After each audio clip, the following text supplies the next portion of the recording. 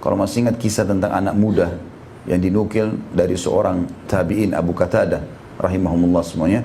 Dia seorang panglima perang, kemudian dia pun bilang setiap kali dia pulang ke kampungnya di negeri Syam, dia selalu motivasi orang-orang untuk ikut jihad, bergabung lagi pasukan dengan dia. Orang-orang sipil, masyarakat biasa, jihad nih lagi, ayo ikut semuanya.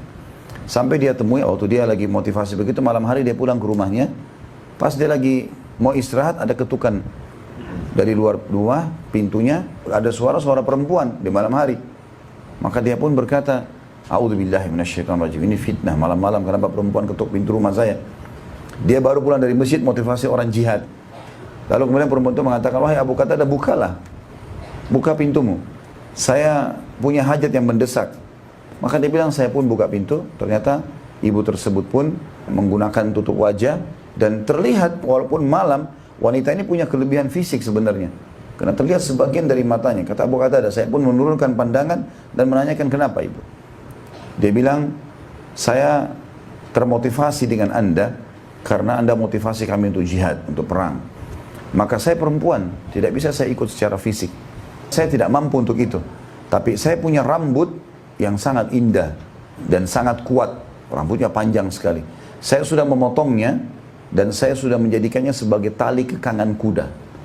Maka saya minta ini rambut saya gunakan sebagai tali kekangan kuda anda. Minimal rambut saya ikut jihad. Maka Abu Qatadah mengatakan, saya kagum betul sama ibu ini. Bagaimana semangatnya kan? Lalu kemudian kata Abu Qatadah, baiklah. Kata ibu tersebut, sebentar, ada lagi satu. Ada satu buah hati saya, anak saya. Saya sangat sayang dengan dia. Dan dia mirip sekali dengan ayahnya. Ayahnya sudah mati syahid. Anak ini secara fisik, semua semangat, keberanian ikut ayahnya. Tolong jangan engkau tolak besok dia ikut. Karena umurnya masih 17 tahun. Kata Abu Qatadah, baiklah.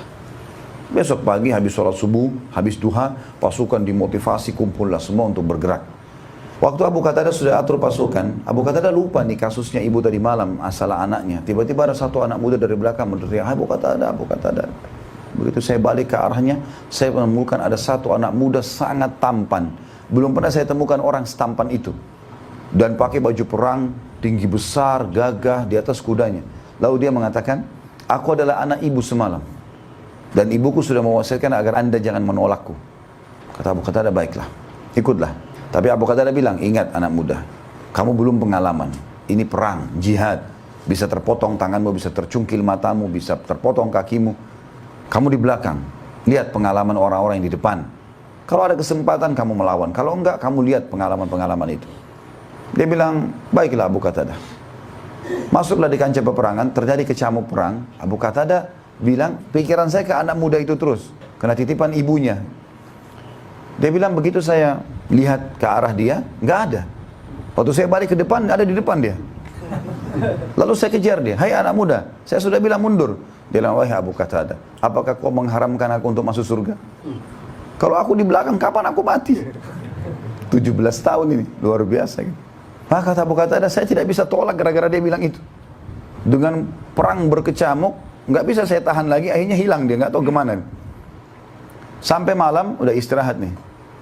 Rupanya, saya cari anak muda itu. Mana anak muda ini? Ditemukan anak muda itu, lagi ada di kemah. Lalu Abu Qatadah datangin. Terluka sisi kanannya, pundaknya. Lagi dibalut. Abu Qatadah datang, dia lagi tidur. Lalu Abu Qatadah perhatikan, ini anak tidur kok kayak senyum. Lalu Abu Qatadah tunggu di sebelahnya, sampai dia terbangun, anak muda ini. Waktu terbangun, Abu Qatadah bilang, kenapa kau tersenyum? Dia bilang, demi Allah Abu Qatadah, saya mimpi masuk surga. Dan saya melihat ada satu bidadari, satu perempuan sangat cantik. Luar biasa, saya belum pernah lihat perempuan seperti itu. Dan dia mengajak ngobrol saya. Saya pun dalam mimpi seakan-akan mau menjamahnya. Maka perempuan itu berkata, belum saatnya hai suamiku. Padahal dia belum beristri. Kau akan menemuiku besok. Kata anak muda ini, saya berharap Abu Qatadah besok saya mati syahid. Abu Qatadah bilang, saya kagum sama ibunya, kagum sama anaknya ini. Ini luar biasa gitu. Apa ibunya tanamkan kepada anaknya sampai begini nih? Dia bilang, baiklah, tapi ingat, wasiat saya tetap kau harus di belakang. Lihat pengalaman segala macam. Besok berperangan di depan lagi anak muda itu. Dia tanya lagi, kenapa kau di depan? Abu Qatadah, apa kau haramkan saya dari surga? Zaman sekarang orang tembak-tembakan dari jarak jauh. Zaman dulu harus berhadapan kan? Dia bilang sampai malam hari, waktu sudah mau menjelang maghrib, peperangan berhenti. Semua masing-masing dua pasukan mengumpulkan jenazah-jenazah. Saya terus cari anak muda itu. Ternyata saya temukan anak muda itu berada di antara kumpulan jenazah-jenazah. Dan dia sedang dalam keadaan sakarat. Dan darah berlumuran di badannya. Lalu kemudian, waktu dia lihat saya, dia mengatakan, Abu Qatadah, kesinilah. Abu Qatadah, nanti kalau ketemu ibu saya, tolong sampaikan kalau niat beliau sudah dikabulkan. Dan hai Abu Qatadah, ingat nggak? Tadi malam saya cerita sama kamu tentang bidadari itu. Kata Abu Qatadah, iya. Anak muda itu bilang, ya sekarang ada di sebelah saya. Dan saya akan dijemput oleh dia. Habis itu dihembuskan nafas terakhir. Ini kisah yang masyhur dinukil oleh para ulama. Allahu alam tentang apakah itu kisah nanti harus ada riwayatnya atau tidak. Tapi ini kisah dinukil dalam kancah peperangan. Sebuah kisah nyata yang disampaikan oleh, kalau tidak salah Ibnu Qayyim rahimahullah menukil kisah itu. Ala kulli hal, kita ambil pelajaran. Bagaimana seorang mukmin memang meyakini semuanya dan tanpa keraguan. Sebagaimana ada dunia, ada akhirat. Sebagaimana ada hidup, ada mati. Sebagaimana ada pagi, ada siang. Sebagaimana ada muda, ada tua. Itu sudah sunnatullah. Jadi nggak boleh ada keraguan berhubungan dengan masalah itu. Tentu Abu Qatadah masih berlanjut kisahnya ya. Pada saat sudah mati anak muda tersebut, dia pun menguburnya. Dia bilang sampai saya menjadikan itu sebagai motivasi di setiap saya pergi berjihad. Waktu kami pulang ke kampung kami, ke negeri kami, maka orang-orang semua menemui kami, lalu orang sudah meninggal disebutkan namanya, sampai ibu itu datang, ibunya anak muda ini. Lalu kemudian saya waktu lihat ibu itu, saya bingung mau bicara apa nih sama ibu ini.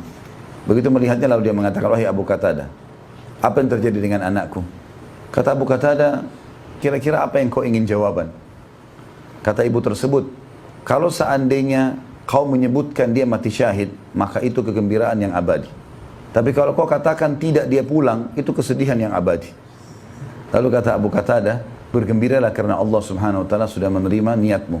Maka ibu tersebut menangis sambil sujud kepada Allah karena anaknya mati syahid. Ini luar biasa. Berapa banyak ibu-ibu sekarang yang anaknya mau ke masjid, jangan nak, nggak usah ke masjid. Hujan, kasihan. Bagaimana kalau jihad? Masuk pesantren, jangan jauh dari orang tua, padahal belajar Al-Quran dan Sunnah. Seperti itulah. Jadi banyak sekali. Kemudian juga para sahabat kalau berhubungan dengan surga. Bukankah banyak sahabat yang meninggal dunia lalu Nabi SAW pastikan kalau mereka masuk surga. Di antaranya Hanzalah radhiyallahu anhu. Pada saat dia menikah, hari Jumat malam, selesai menikah dia belum bergaul sama istrinya. Subuh, pulang dari masjid habis sholat subuh hari Sabtu, dia berhubungan biologis sama istrinya. Pengantin baru. Masih dalam keadaan junub, belum mandi, dia sempat mau istirahat, terdengar panggilan jihad. Maka dia pun dalam kondisi junub, pakai baju perangnya langsung ikut. Hari Sabtu itu. Ternyata waktu masuk di kancah Uhud, dia termasuk orang-orang yang pertama mati syahid. Waktu selesai peperangan, dikumpullah jenazah muslimin, khusus jenazahnya ini, Nabi SAW melihat ke arahnya lalu mengalihkan kembali pandangannya. Kata para sahabat, ya Rasulullah, kenapa? Ada apa? Yang lain Nabi lihat-lihatin semuanya. Kenapa kok ini enggak Nabi alihkan pandangannya? Kata Nabi SAW, aku diperlihatkan istrinya dari bidadari menjemputnya. Jadi interaksi sama ahli surga sudah ada. Sudah luar biasa gitu.